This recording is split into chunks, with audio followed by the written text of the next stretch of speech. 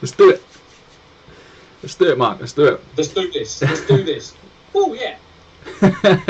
You said that to 74 people. Good evening, all. Myself and Mark are here this evening to run through some questions that you may want to put to us in the comments below. So if you do have any questions, please do put the questions into the chat below. We're going to run through a couple of questions that we've been seeing come in regularly on the helpline as well. We think it's relevant that we pick it up. Things to mention, we have a webinar on Wednesday in around battery storage. It's going to be myself and John Elliott, the guy that took you through the DPC for the 18th edition and new amendment that's proposed. So it's going to be myself and John going through that. We're just going to be taking a quick short look into battery storage and how it's fitted and the components that are needed to make that system viable for your customers. So Mark, how are you? Are you well? I'm very well, thanks, Jake. Yeah.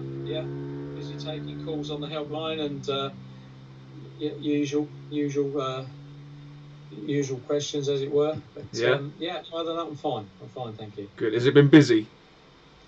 Very busy, yeah. It was absolutely rammed between sort of 12 and 2 o'clock today for some reason. I think, that's our sort of busiest peak time, really. And I think it's like the contractors know when there's a few people at lunch. So they think, right, let's all call then, But no, it's all good. It's all good. Hopefully we've satisfied them. Good. And I know that's a lot of guys that I speak to out on the road when I'm out on the road. They do say that the technical helpline are fantastic, so well done to you and the guys on the technical helpline. Getting lots of questions coming in already.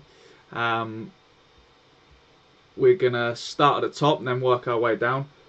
Let me just turn you up a little bit, Mark, because I think a lot of people are saying they can't hear you. So, okay. Evening to everybody that has joined. Thank you for that. Team Electrical, the E5 group. Thank you for that, saying that we can barely hear Mark. Hopefully you can hear him now. So, Mark, if you just want to speak up a little bit. Sure. Okay, I'll do my best. So, first question: cooker hob isolator for maintenance reasons. What coding would you give? Jordan, do you want to be just a little bit more, a little clearer on the question? Are you suggesting that there isn't an isolator for maintenance reasons? If you just want to be a little bit clearer on that. The next one, Mark: can we export PME to out something that's 2 meters away from the house? You can, as always. It is the risk assessment on that the contractor should carry out. The risks we look out for are simultaneous contact between conductive parts connected to the PME system versus the general mass of Earth, because obviously the general mass of Earth can be at a different potential compared to the PME Earth. So it's that risk assessment. So what are we sort of looking for then, Mark? Are we looking for a sort of structure of the building, whether there's any sort of services coming into there, whether it be gas, water, etc.? So that's right, yeah. I mean, if it's conventionally built out of non-conductive material, if it's brick or wooden built, then there's less of a risk of somebody receiving a potential shock off the conductive material of a building. If it was made out of sheet metal and it was in contact with true earth, we generally sort of recommend that you wouldn't export the PME possibly. And things like, if they're using socket outlets that are going to be used on the outside of that building as well. The potential there is for somebody to plug, a piece of class 1 equipment in, which if that became faulty, then they could be in contact with the general mass of Earth, and that will pose an extra risk to them. Likewise, if the PME, the neutral, was to get broken on the PEN conductor, then anything that's conductive could rise to line potential of that installation. So, yeah. Okay, I've got a slightly contentious one for you. Hi, regarding coding in a bathroom, I know no supplementary bonding and no RCD for Class 1 equipment would be a Code 2. What if the incoming gas and water are plastic? Does that mean a Code 3 as no extraneous conductive parts on the installation? Yeah, it's an interesting one, isn't it? I mean, obviously we supplementary bond in bathrooms. It's an additional protective measure to ensure those touch voltages don't, are equal between any two touch points in that location. So, I mean, if the main services are plastic coming into the property, then chances are, items in that location containing a bath or shower won't necessarily be extraneous, even though there could be lots of copper within the installation. They won't be connected to the general mass of earth outside. So, also probably bearing in mind that when we talk about plastic pipes, it generally tends to be the newer properties that have that. Therefore, they would probably already have additional protection. But it's a good question, Jason. So thank you for that as well.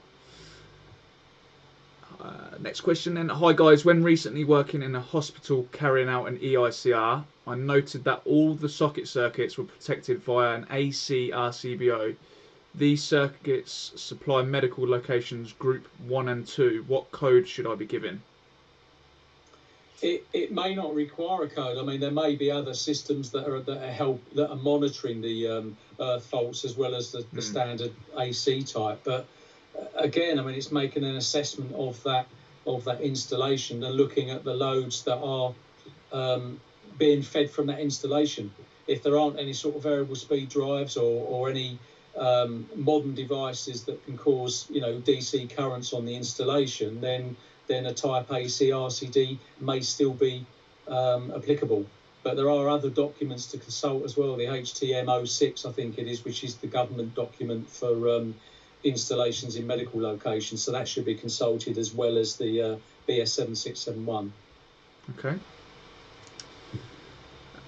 Next question then. Installed a TT with RCD to outbuilding with services. Initially got 356 ohms. Put 3 earth rods around building to get below 200 ohms. The lowest we can get is 232 ohms. Will it suffice?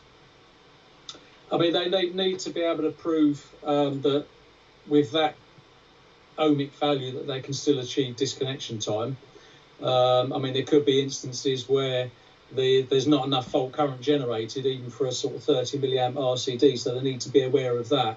But BS7671 recommends that the value should be kept below 200 ohms so that it maintains stability throughout the whole year effectively. But technically the 30 milliamp RCD will work up to a value of 1,667 ohms. So they need to be able to prove disconnection in line with table 41.1 of BS7671. Okay. What would you code an existing original fan with no fan isolator in the bathroom? That's an interesting one, isn't it? Manufacturers often sort of ask for sort of individual fuse protection as well. But if we're talking condition reporting, then it doesn't necessarily make it unsafe. It would be on a new installation, recommended. It is ultimately down to the inspector. If he believes there's the inability to switch it off locally could cause danger to the end users, then they may choose to give it a C2. I think myself, you would need to consider a C3 and the actual impact of and the practicality of issuing a C3 if you're going to issue a C3 on that basis. So it may be a general comment that the inspector chooses to put in. I often say consider the application of C3s and how actually practicable they may or may not be.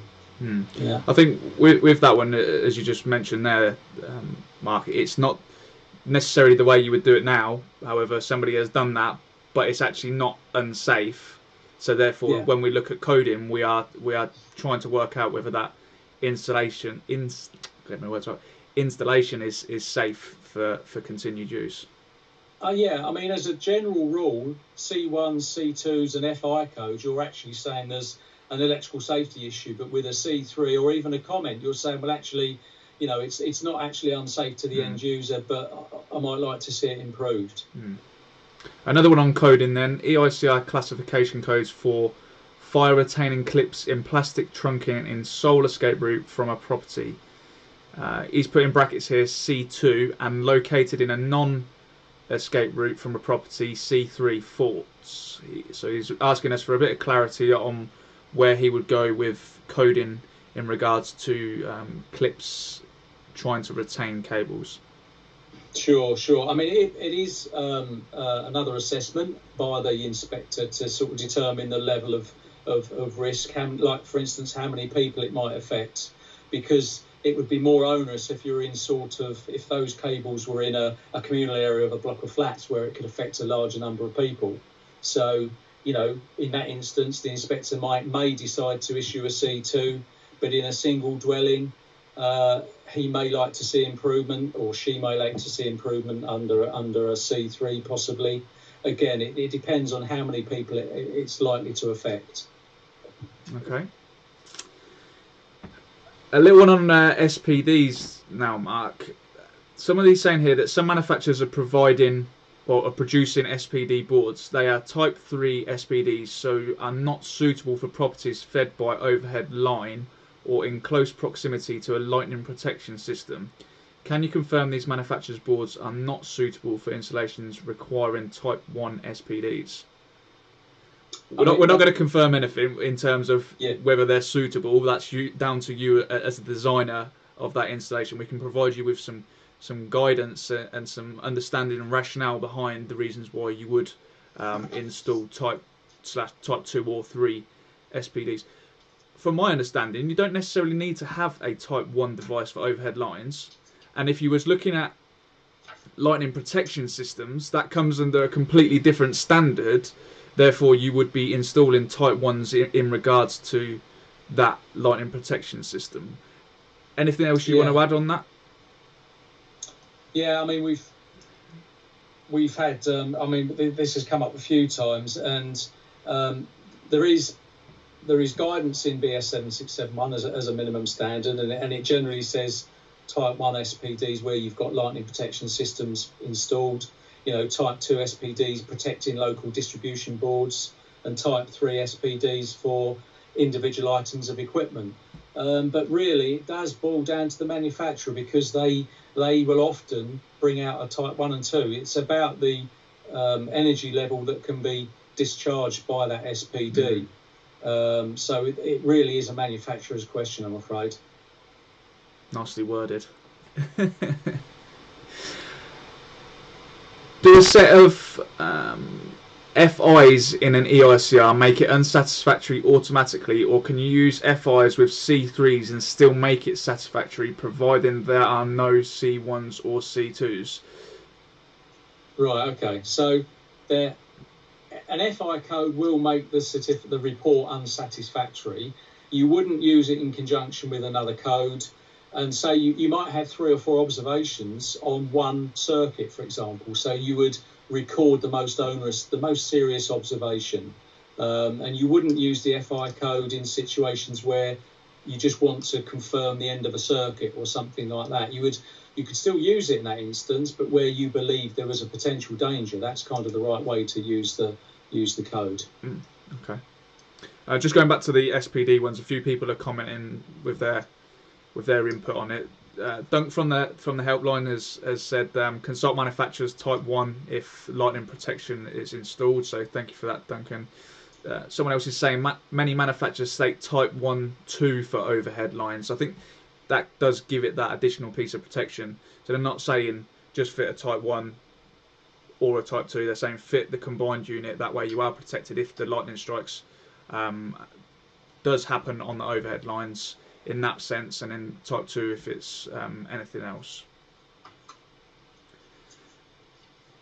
Existing concentric cable, not split concentric, from PME supply to a TT distribution at outbuildings caravans. And he's just put at the bottom here, forgot to add no signs of damage where visible, tested okay.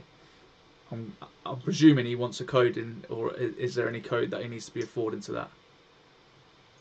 So this is a split concentric. Sorry, what is it? A distribution circuit within a caravan park, is it? Or It's going from a PME supply to a TT distribution to outbuilding. So I guess it's a distribution. If if we took it on the basis that it was a distribution circuit. And this is a split concentric. No, not split. Just a concentric cable. So it's a concentric. I mean, there are sort of three conditions where, generally, the regs recommend in consumers' installations that a concentric cable shouldn't be used under the ESQC regulations 2002. But there are three conditions that possibly it could still be allowed. But one of those conditions is that it's under the supervision of skilled people. Another condition, I think, is if it's fed from a private generator. I can try and find the reg from memory. 143. So it's that assessment. I keep harking on about the assessment from the assessor, but the inspector may need to ask some more questions of the caravan park owner, because there may be some local agreements in place with the local DNO. So, as I say, there is a reg. I'd have to get back to you on the reg, I'm afraid. All right. I'll let you have a little look at that while I answer the next question. It's all right, Jake. I found it. The regulation is 543.4.2. Okay. Okay, page 200. So for David B on YouTube, that's the regulation you need to be going to have a little look. And Dunk as well has politely put it in there saying 543.4.1 as well. That's to say that they shouldn't be used, pen conductors should not be used with the exception of 543.4.2. Yeah. Okay. Okay. Jordan has come back to us with the hob cooker isolator and he's updated us a little bit more. So he's saying it's not present for mechanical maintenance reasons. What would you code it on an EICR? And he's put in brackets C2. We had this. I think we had this last week about this type of question, and we was talking about the MCB could be used as isolation, couldn't it? The MCB can be used for local isolation. I always say to contractors, if the absence of an isolator, local isolator, does that in itself make it dangerous? I don't believe it can. When, as you quite rightly say, it can be isolated from the fuse board or maybe elsewhere. So I don't really fully know where he's coming from with that, the contractor. So it could be a nice to have.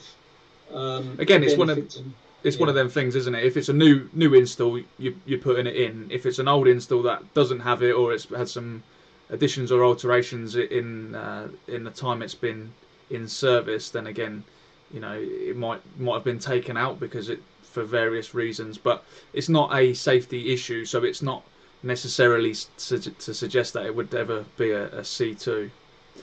No, I mean, the inspector might just wish to note it, so he brings it to the client's attention. But yeah. Does the absence of smoke and heat detectors on a domestic have any coding? No, we don't look at those when we're looking at BS 7671. You can put a recommendation down and you can make it as an observation on your EICR, but however, there wouldn't be any code needed to be afforded to it. It is mentioned in BS 7671 though, isn't it, about smoke detectors?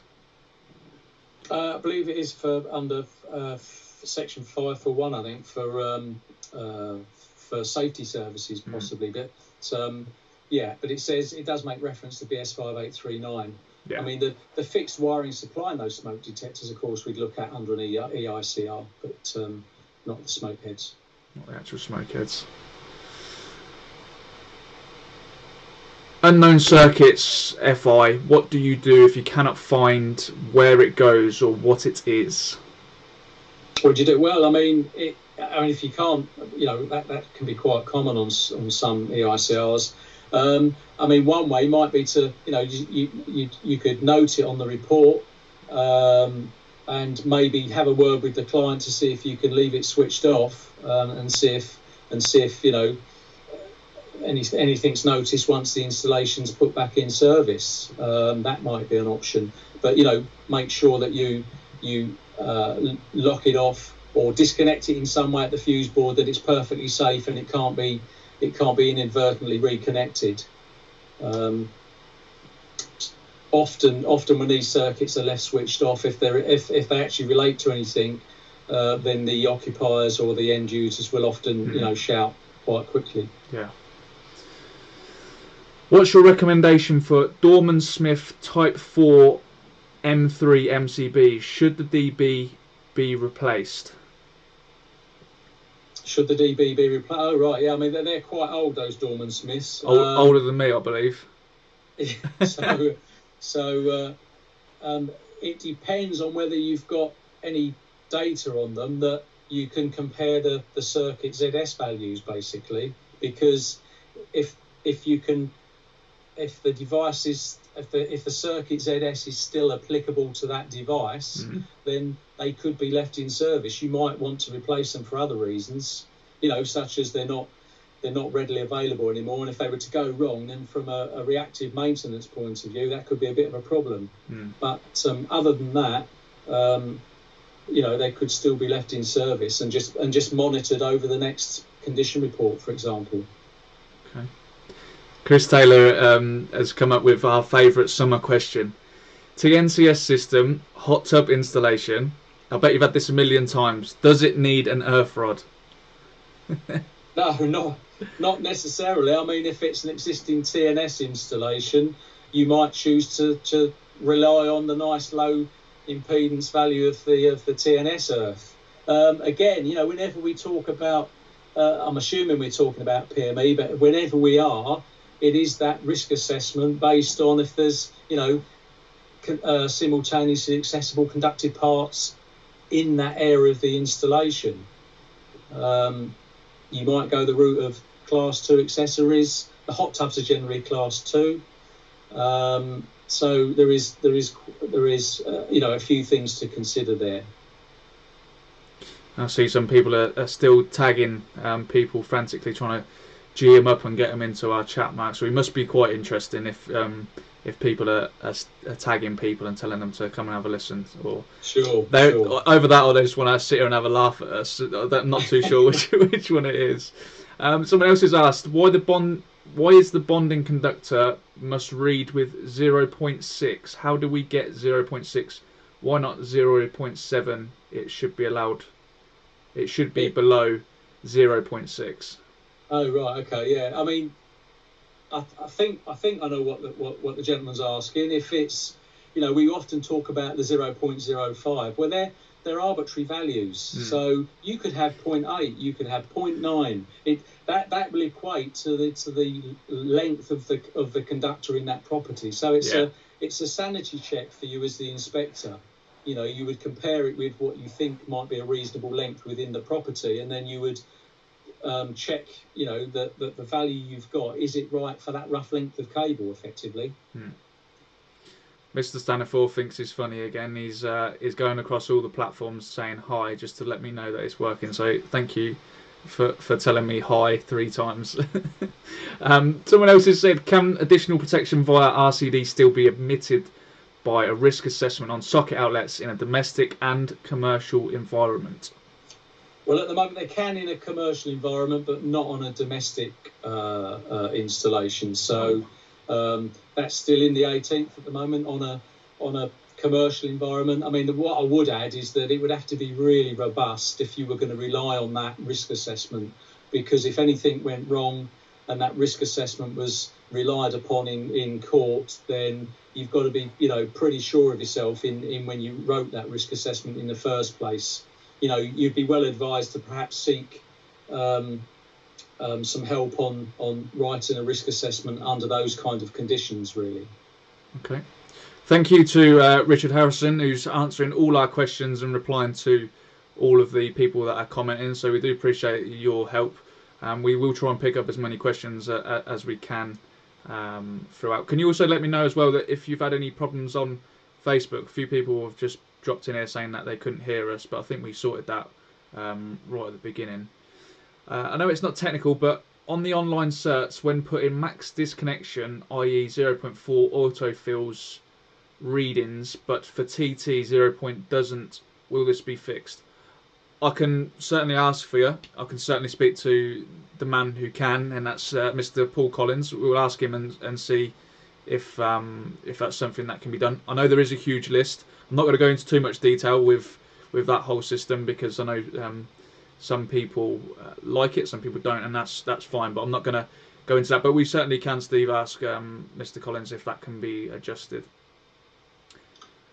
I'm in the game 33 years and learning so much from these platforms. Brilliant stuff. Thanks, Raymond. Thanks for. We appreciate you coming along, and hopefully we'll see you on Wednesday when we have the battery storage webinar as well. So is there any more questions before we start to close things down? Normally what happens is I'll say that, and then all of a sudden that we get loads more questions. So my partner thinks it's funny to tell everybody that it's the highlight of her week. She's watching live now.